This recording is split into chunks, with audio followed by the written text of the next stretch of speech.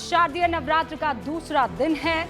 आप सभी को नवरात्र की खूब सारी शुभकामनाएं।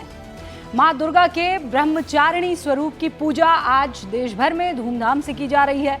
आज सभी को नवरात्र के इस पावन पर्व पर पूरे देश के लिए, देशवासियों के लिए बहुत दिल से प्रार्थना करनी चाहिए। नवरात्र देश भर में मनाया जा रहा है। इस त्योहार का एक मुख्य आकर्षण क्या है जो साथ में चल रहा है? गरबा। ये शुरू हो चुका है और उसी गरबा में एंट्री को लेकर सियासी घमासान भी शुरू हो गया है। सियासी घमासान इसलिए क्योंकि राजस्थान के भीलवाड़ा में गरबा महोत्सव में एंट्री के लिए आधार कार्ड दिखाना जरूरी कर दिया गया है।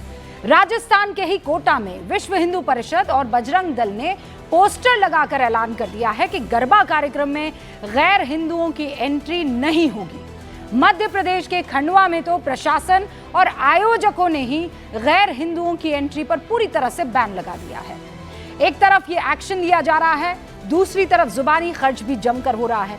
बीजेपी नेता और हिंदू धर्मगुरु इसे लव जिहाद से जोड़ रहे हैं। बागेश्वर धाम के पीठाधीश्वर धीरेन्द्र शास्त्री फैसले के पक्ष में तर्क दे रहे हैं। क्या कि गरबा पंडाल में गैर हिंदुओं को एंट्री नहीं मिलनी चाहिए, क्योंकि जब हम उनके हज पर नहीं जाते तो उन्हें भी गरबा में एंट्री नहीं मिलनी चाहिए। बीजेपी के नेता कह रहे हैं गरबा कार्यक्रम में मुस्लिम युवक पहचान छिपाकर लव जिहाद करते हैं, और इन सब का जवाब दे रहे हैं समाजवादी पार्टी के एसटी हसन जैसे नेता, जो कह रहे हैं कि नवरात्रि एक धार्मिक आयोजन है, इस्लाम में मूर्ति पूजा मंजूर नहीं है, इसीलिए मुसलमानों को गरबा पंडाल में नहीं जाना चाहिए। मुसलमानों को ऐसे आयोजनों से बचना चाहिए और अपनी धार्मिक सीमाओं का ध्यान रखना चाहिए। मुसलमान लड़कों को हिंदू लड़कियों को अपनी बहन मानना चाहिए, नहीं तो उन्हें लव जिहाद में फंसा दिया जाएगा। एसटी हसन साहब से आज ये सवाल पूछा जाना बहुत जरूरी है कि इस्लाम में मूर्ति पूजा हराम है, तो फिर गरबा में मुस्लिम युवक पहचान छुपाकर क्यों जा रहे हैं?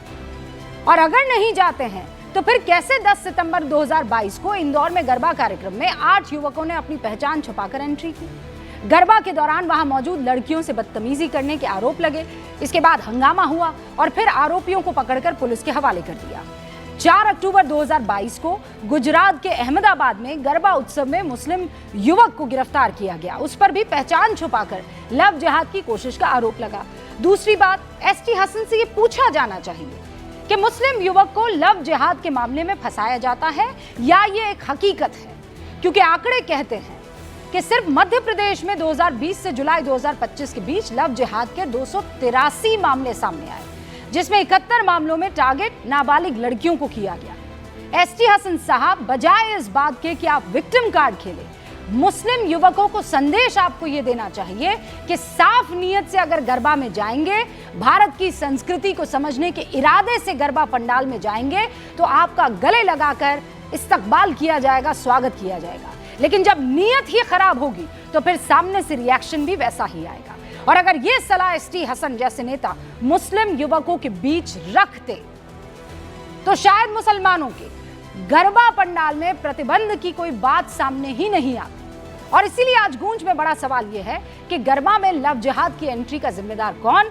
गरबा में गैर हिंदुओं के बैन जैसी मांगों की असल वजह क्या मुस्लिम समाज को आत्ममंथन करने की जरूरत है? और जिस तरीके से यह कहा जा रहा है कि नहीं एंट्री दी जाएगी, तो तमाम वो हिंदू संगठन क्या ये बताने की कोशिश कर रहे हैं कि हम भी उसी राह पर निकल चले हैं, कट्टरता? शुरू करते हैं गूंज।